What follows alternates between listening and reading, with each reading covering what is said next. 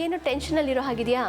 ಹೌದು ಅತ್ತೆ, ಇವತ್ತು ರಾತ್ರಿ ಅರ್ಜುನ್ ಬರ್ಡೇ ಪಾರ್ಟಿ ಅಲ್ವಾ, ಒಳ್ಳೆ ಬಟ್ಟೆ ಕೊಡ್ಸೋಣ ಜೊತೆ ಕರ್ಕೊಂಡೋಗೋಕ್ಕೆ ಅಂತ ಕಾಲ್ ಮಾಡ್ತಾನೆ ಇದ್ದೀನಿ. ಅವ್ನ ಫೋನಿಗೆ ಸಿಗ್ತಾನೆ ಇಲ್ಲ. ಮಯೂರಿ, ಅವ್ನ ಬರ್ಡೇ ಪಾರ್ಟಿಗೆ ಫ್ರೆಂಡ್ಸ್ನ ಇನ್ವೈಟ್ ಮಾಡೋಕ್ಕೆ ಹೋಗ್ತಿದ್ದೀನಿ ಅಂತ ಹೇಳಿ ಹೋದ ತಾನೆ. ಫ್ರೆಂಡ್ಸ್ ಜೊತೆ ಬ್ಯುಸಿಯಾಗಿದ್ದಾನೆ ಅನ್ಸತ್ತೆ, ಟ್ರೈ ಮಾಡು, ಸಿಗಬಹುದು. ಅತ್ತೆ, ಅರ್ಜುನ್ ಎಲ್ಲಿ ಹೋಗಿದ್ದಾನೆ ಅಂತ ನಿಮ್ಗೇನಾದರೂ ಗೊತ್ತಾ? ಚೆನ್ನಾಗಿದೆ ಕಣೆ ನೀನು ಕೇಳೋದು. ಅವ್ನು ಯಾರ ಮನೆಗೆ ಹೋಗಿದ್ದಾನೆ ಅಂತ ನನಗೆ ಗೊತ್ತಿದ್ದಿದ್ರೆ ನೀನು ಕೇಳೋ ತನಕ ನಾನು ಸುಮ್ಮನಿರ್ತಿದ್ನ ಹೇಳು. ಅವ್ನಿಗೇನು ಇಬ್ಬರ ಫ್ರೆಂಡ್ಸು, ಒಂದು 50 ಜನ ಫ್ರೆಂಡ್ಸ್ ಇದ್ದಾರೆ. ಅತ್ತೆ, ಅರ್ಜುನ್ ಅವ್ನ ಫ್ರೆಂಡ್ಸ್ನ ಇನ್ವೈಟ್ ಮಾಡಕ್ಕೆ ತಾನೇ ಹೋಗಿರೋದು. ಅವ್ನ ಫ್ರೆಂಡ್ಸ್ ಯಾರು, ಅವ್ರ ಮನೆ ಎಲ್ಲಿದೆ ಅಂತ ಹೇಳಿ ನಾನೇ ಅಲ್ಲಿಗೆ ಹೋಗಿ ಅವನ ಜೊತೆಗೆ ಶಾಪಿಂಗ್ ಕರ್ಕೊಂಡು ಹೋಗ್ತೀನಿ. ಯಾರ ಮನೆಗೆ ಹೋಗಿದ್ದಾನೆ ಅಂತ ಹೇಗೆ ಹೇಳಿ ನಾನು? ಸರಿ ಬಿಡಿ ಅತ್ತೆ, ಅವ್ನು ಎಲ್ಲಿಗಾದರೂ ಹೋಗಿರ್ಲಿ, ಇವತ್ತು ರಾತ್ರಿ ಮನೆಗೆ ಬಂದೇ ಬರಬೇಕಲ್ವಾ. ನಾನೇ ಹೋಗಿ ಒಂದು ಒಳ್ಳೆ ಡ್ರೆಸ್ ತಗೊಂಡು ಜೊತೆಗೆ ಅವ್ನಿಗೆ ಇಷ್ಟ ಆಗಿರೋ ಸ್ಪೆಷಲ್ ಗಿಫ್ಟ್ ಥರ ನಾನು ಅನ್ಕೊಂಡಿದ್ದೀನಿ. ಮಯೂರಿ, ನೀನಿನ್ನೂ ಅರ್ಜುನ್ನ ಮದುವೆ ಆಗಿಲ್ಲ, ಆಗಲೇ ಇಷ್ಟೊಂದು ಹಚ್ಕೊಂಡ್ಬಿಟ್ಟಿದ್ಯಲ್ಲೇ. ಅತ್ತೆ, ನಾನು ಅರ್ಜುನ್ನ ಇವತ್ತು ನಿನ್ನೆಯಿಂದ ಇಷ್ಟಪಡ್ತಿಲ್ಲ, ಕಾಲೇಜ್ ಡೇಸಿಂದ ಇಷ್ಟಪಡ್ತಾ ಇದ್ದೀನಿ. ನಿಮ್ಮ ಹತ್ರ ಇವಾಗ ಹೇಳ್ಕೊಂಡಿದ್ದೀನಿ ಅಷ್ಟೆ. ಸರಿ, ಅರ್ಜುನ್ಗೆ ಏನು ಇಷ್ಟ ಅಂತ ಗೊತ್ತಾಯ್ತಾ ನಿನಗೆ? ಅವನೇನಾದರೂ ಹೇಳಿದ್ನಾ? ಏನು ಕೇಳಿದ್ರಿ ಅತ್ತೆ, ನಿಮ್ಮ ಮಗ ಏನಿಷ್ಟ ಅಂತ ಅದು ನನ್ನ ಹತ್ರ ಹೇಳೋದಾ? ಬೆಳಿಗ್ಗೆಯಿಂದ ಫೋನಿಗೆ ಟ್ರೈ ಮಾಡ್ತಾ ಇದ್ದೀನಿ, ಫೋನ್ಗೂ ಸಿಗ್ತಿಲ್ಲ, ಮಾತಿಗೂ ಸಿಗ್ತಿಲ್ಲ. ಅಂಥದ್ರಲ್ಲ ಅವ್ನಿಗೆ ಏನಿಷ್ಟ ಅಂತ ಹೇಗೆ ಹೇಳ್ತಾನತ್ತೆ? ಮತ್ತೆ ಅವ್ನಿಗೆ ಇಷ್ಟ ಆಗೋದು ಅಂತ ಹೇಳಿದೆ. ಹೌದು ಅತ್ತೆ, ಅವ್ನಿಗೆ ಏನಿಷ್ಟ ಅಂತ ನನಗೆ ಗೊತ್ತಾಯ್ತು. ಏನದು? ಏನು ಅಂತ ಹೇಳಲ್ಲ, ತಂದ್ಮೇಲೆ ನಿಮಗೆ ಗೊತ್ತಾಗತ್ತೆ. ಬಾಯ್.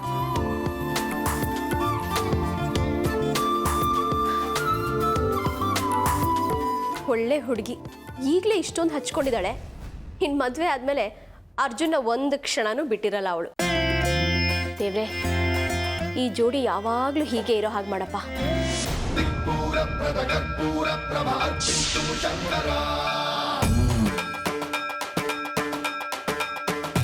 ಈಶ್ವರ, ಯಾಕೆ ಹೀಗಾಗ್ತಿದೆ? ನನ್ನ ಶತ್ರುಗಳು ಇಲ್ಲಿಂದನೇ ನನ್ನನ್ನು ಬಂಧಿಸಿ ಕೊಲ್ಲೋ ಪ್ರಯತ್ನ ಮಾಡಿದ್ದು.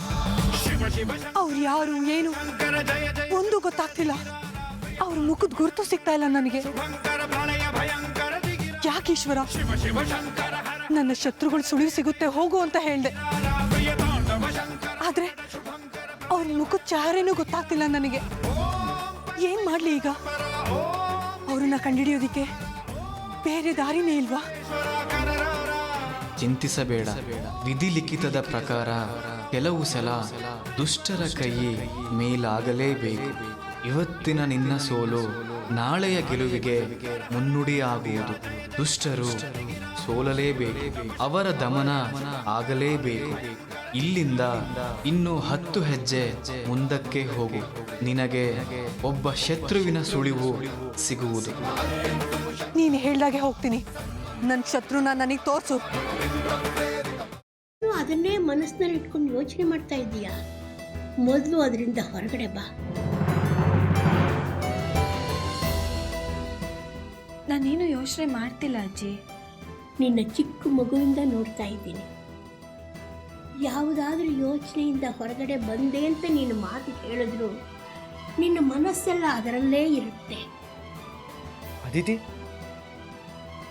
ಯಾವುದ್ರ ಬಗ್ಗೆ ಯೋಚನೆ ಮಾಡ್ತಿದ್ಯಾ?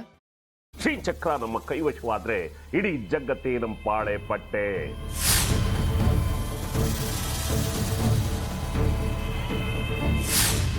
ನಾವಿದೀವಲ್ಲ, ನೀನು ಯಾಕೆ ಚಿಂತೆ? ನಮ್ಮ ಆಸೆಗಳೆಲ್ಲ ಪೂರೈಸುತ್ತೆ. ಅದಕ್ಕೆ ನಾನು ಹೇಳಿದ್ದು ನಮ್ಮ ಜೊತೆ ಕೈ ಜೋಡಿಸು ಅಂತ.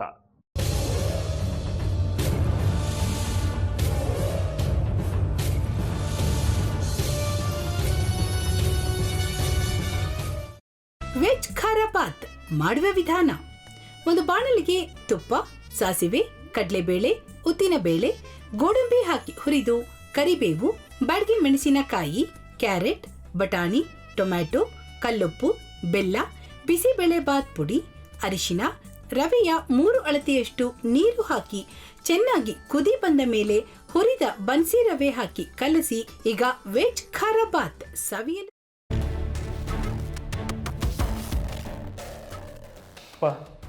ಇಷ್ಟೋ ತನಕ ಡೆಲಿವರಿ ಆಗಿಲ್ಲ ಅಂದರೆ ಅಕ್ಕನಿಗೆ ಏನಾದರೂ ಪ್ರಾಬ್ಲಮ್ ಇರ್ಬೋದಾ? ಆ ಥರ ಏನಾದರೂ ಇದ್ದರೆ ಡಾಕ್ಟ್ರು ಬಂದು ಹೇಳ್ತಿರ್ಲಿಲ್ವ ರವಿ?